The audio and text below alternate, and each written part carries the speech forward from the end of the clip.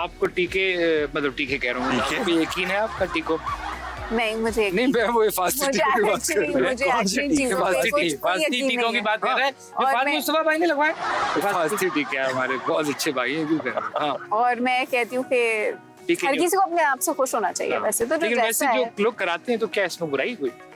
उनका अपना शौक है। हाँ लेकिन मसला ये होता है, बुराई नहीं होती, ठीक उनको इतना बेचारों को कॉम्प्लेक्स में डाल दिया जाता है कि वो मजबूरी में आके कर ही लेते हैं। लोग कह रहे हैं कि अब पूरी दुनिया में एक ट्रेंड है अब तो ट्रेंड और है, वो आपने अपना नाक अगर आपको नहीं पसंद आ रहा भाई तो सूंड लगवा लें आप, तो आप सूंड लगवा लें, नहीं नाक चेंज करवा लें, आईब्रो ऊपर हो गई। तो बहुत रिस्की लगता है सब। अच्छा के बदले टेढ़ा हो गया, पर ऐसा बहुत हुआ risky है। लगता है मैंने बीच मुझे। में देखा शाइस्ता को आंखें नहीं खुल रही थी उसकी। अच्छा मुझे ये लगता है, मैं नॉट टू ओपोज दिस, मुझे लगता है वो एक पीरियड होता है जिस वक्त आप ठीक है, Yeah. उसके बाद आपकी एज बढ़नी है, ऑटोमेटिकली बढ़नी है भाई, वो तो नहीं रुक रही ना।